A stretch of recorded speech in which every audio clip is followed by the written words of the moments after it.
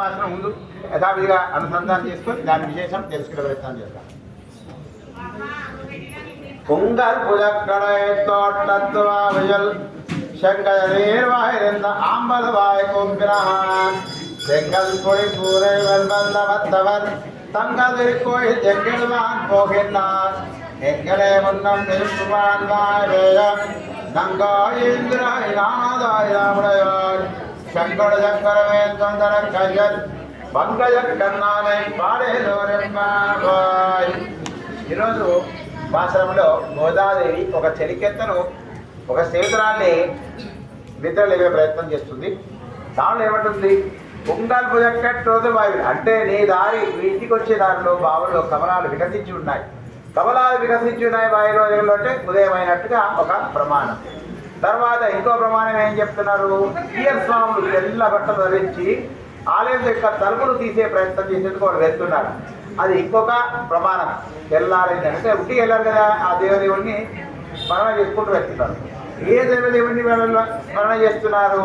శంఖము, చక్రము, దీర్ఘమైన బాహువులు గలవాడు, పంకజమైన నేత్రములు గలవాడు, అటువంటి ఆ నీలమేఘశ్రావుడిని వర్ణన చేసుకుంటూ కీర్తనలు చేసుకుంటూ ఆ చలిలో గుడివైపుకు పయనిస్తున్నారు. కాబట్టి ఇన్ని గుర్తులు ఇవన్నీ మీకు చెవుడికి ఇవ్వడం లేదా? మళ్ళీ ఇంకోటి అంటే మొన్న ఏమన్నావు? నేనే మొదట తొందరగా లేచి మీ అందరి నిద్ర లేపి పెరుమాళ్ళ ఆ భగవంతుడి యొక్క అనుగ్రహాన్ని తీసుకెళ్తామని చెప్పాను. నువ్వు మమ్మల్ని లేపలేదు కదా, ఇప్పుడు నువ్వు లేపా, నువ్వు లేపలేదు. నీ మొద్దు నిద్రను మానేసేసి తొందరగా స్నానం చేసి మాతో కలిసి ఆ దేవదేవుడిని కొలిచే ప్రయత్నం చేద్దాం. ఎందుకంటే ఆయన కొంత వస్తువులు ఇస్తా అన్నారు. ఆ వస్తువులు స్వీకరించి మరి 30 రోజుల వరకు మనం చేసుకోవాలి. కాబట్టి ఇప్పటికే ఆలస్యమైంది. ఇక ఏమాత్రం ఆలస్యం చేయకుండా నువ్వు తొందరగా నీ కార్యక్రమం ఉంచుకుంటే మనం అందరం కూడి ఆ భగవంతుని సేవించే ప్రయత్నం చేద్దాం. ఇది తన స్నేహితురాలకు గోదాదేవి ఇచ్చిన సందేశం. ఇది మామూలుగా. మరి ఇండైరెక్ట్ సందేశం ఏంటంటే మనం కూడా ఈ మానవ జన్మ ఎత్తి ఆ యొక్క జన్మ యొక్క ఉద్దేశం మర్చిపోతున్నాం. ఎన్నో విశేషమైన మానవ జన్మలు ఎత్తిన తర్వాత విశేషమైన మానవ జన్మ అవుతుంది. ఎందుకంటే ఈ జన్మకు మనము మాట్లాడవచ్చు, బుద్ధి ఉంది, చూడవచ్చు, మంచిది తీరచ్చు. తర్వాత ఏంటి? మనం మళ్ళీ ఇంకో జన్మ రాకుండా మళ్ళీ ఈ సంసార బంధంలో పడకుండా ఏం చేయాలి?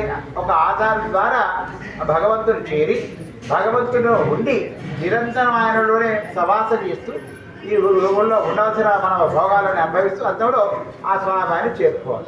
కాబట్టి ఈ ఉద్దేశాన్ని మీరు ఎప్పుడు మరొద్దని గోదాదేవి మనందరికీ ఇండైరెక్ట్గా చేసే ప్రయత్నం చేస్తూ జయ శ్రీమన్నారాయణ.